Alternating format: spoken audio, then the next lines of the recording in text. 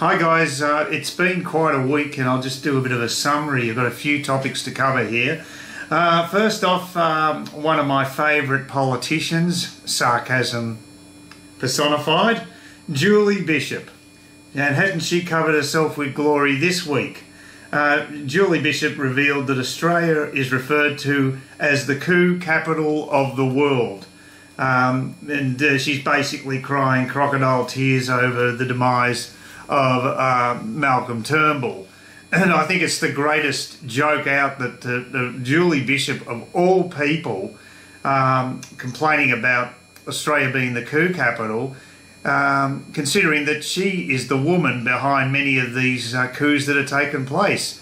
How many times has she been the loyal deputy as as those particular politicians have gone by the wayside? I mean, it's just that the hypocrisy of this woman is amazing. As I say, I will not miss her. So that's a black mark for you, Julie, as far as I'm concerned. So moving right along, another institution and another person that has also not covered themselves with glory.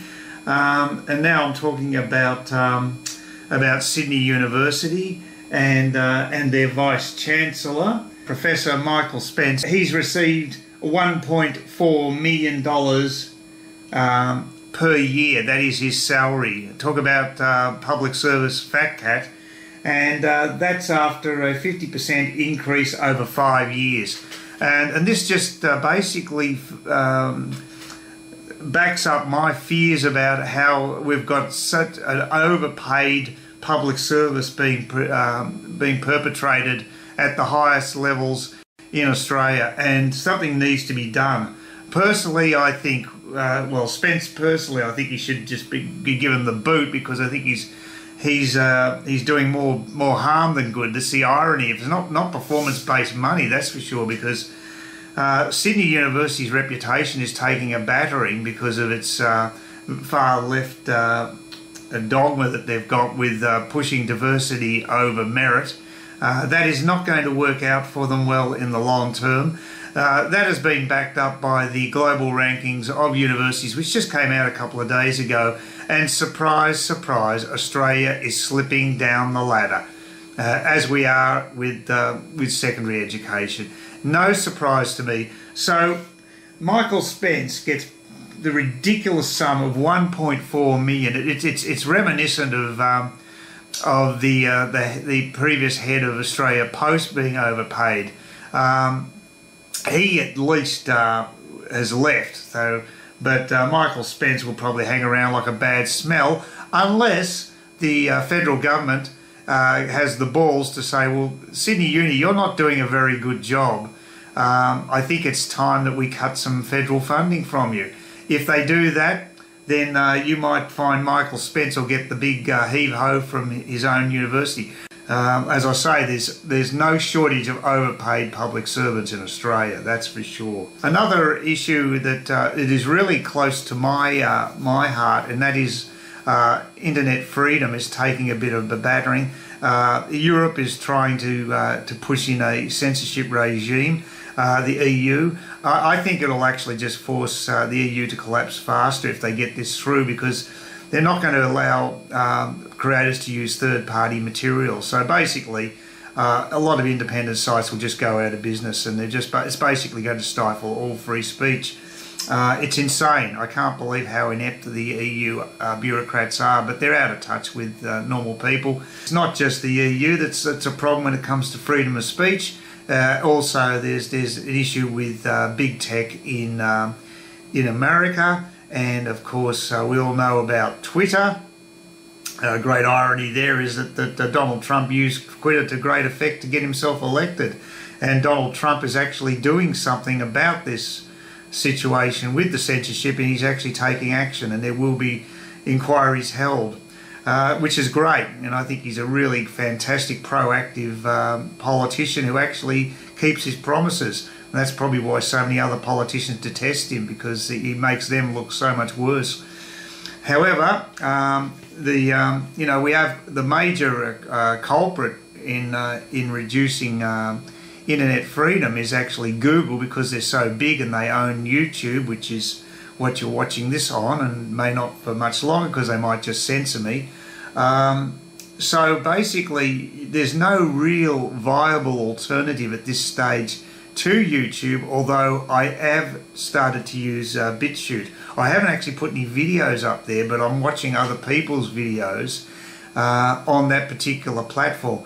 The trouble is with Bitchute, it isn't as stable a platform as YouTube.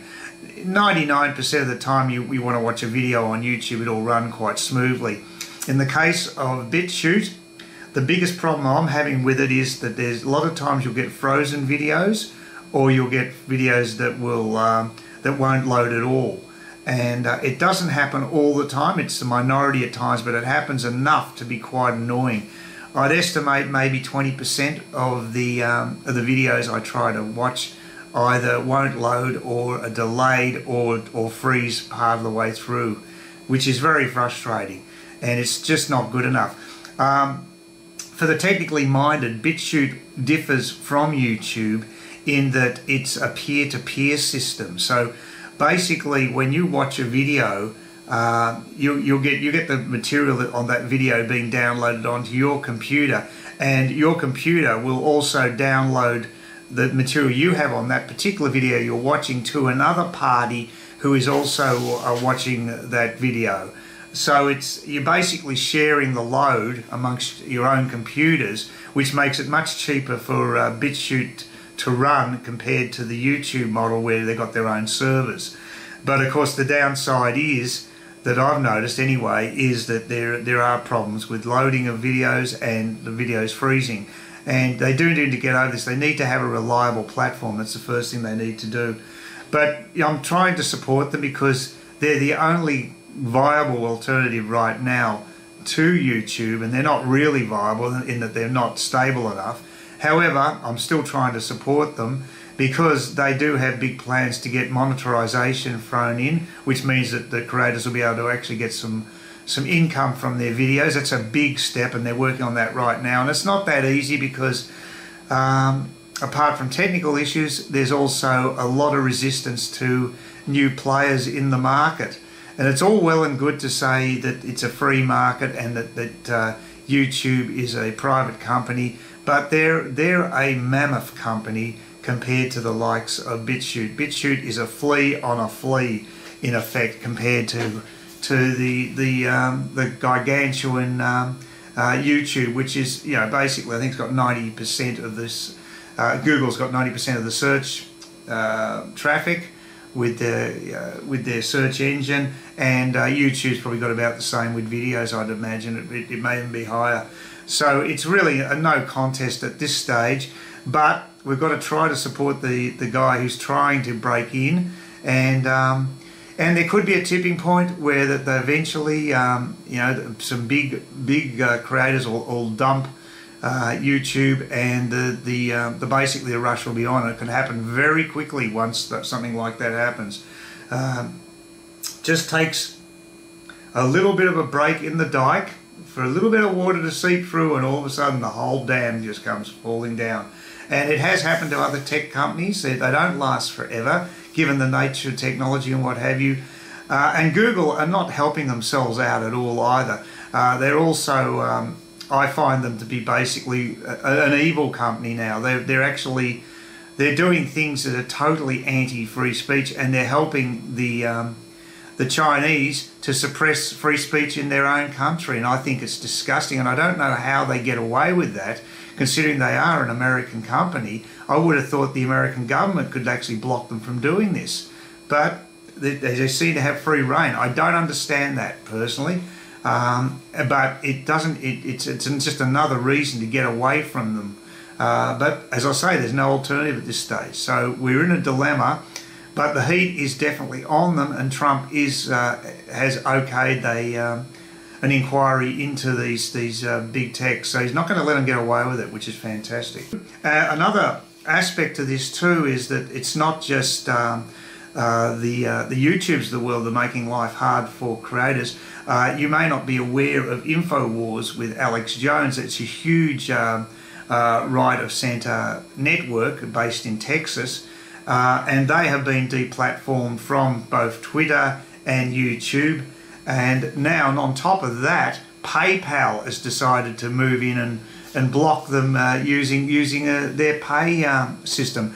And I find that extraordinary that a financial institution like PayPal, which should have nothing to do with politics, has decided to basically blacklist Alex Jones.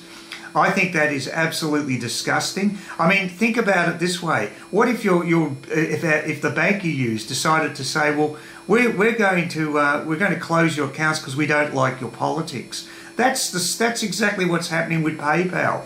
I don't know how they get away with it. I think there should be legislation to protect companies like this, because if they can't get paying customers, it cripples their business model.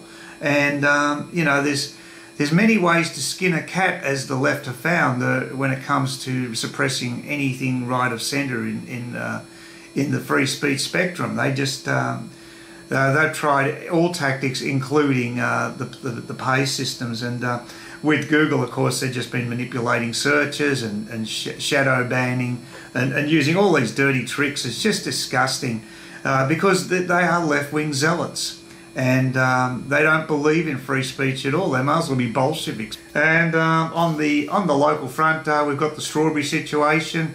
Apparently, we were told that all export strawberries were going to be scanned through metal detectors. Yet they still got contaminated fruit in New Zealand, and apparently New Zealand and Singapore are both cut off supplies from Australia now. So.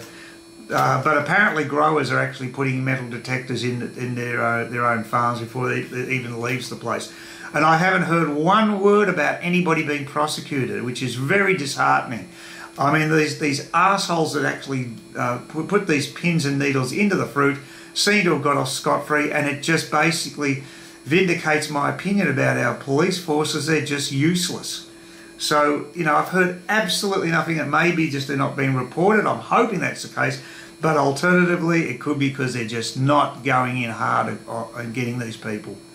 And they're hoping people just forget about it and then they can just sweep it under the carpet. And finally, Scott Morrison, who's been regarded as God at 2GB, totally put his foot in his mouth this week by deciding to say, as well as Australia Day, we should have an Indigenous Day as well. And I think that is just sending the wrong message. Australia Day is Australia Day for all Australians of all race and creeds. It's a uniting day.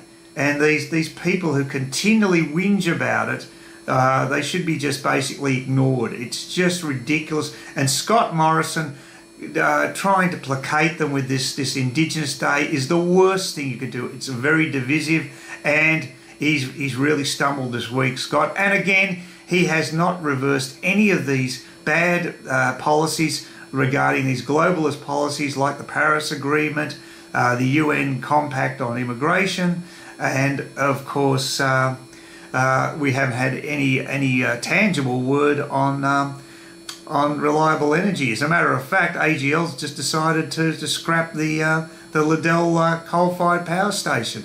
So I've seen nothing substantial from Scott Morrison. And again, of course, he wants to keep the immigration at the same ridiculously high level. So that's the update on Scott. Not so good. He needs to pick up his game. He's trailing badly in the polls regarding the two-party preferred. The Liberals are going to be destroyed at the next election unless he does change these policies. That's just my warning to you, Scott. Please consider subscribing to my channel if you think there's anything there of use to you or entertainment or whatever. And either do that or give me a thumbs up, or if you're feeling really energetic, do both. That'd be great. But please don't ignore me. That's the worst thing you can do on YouTube, is be ignored.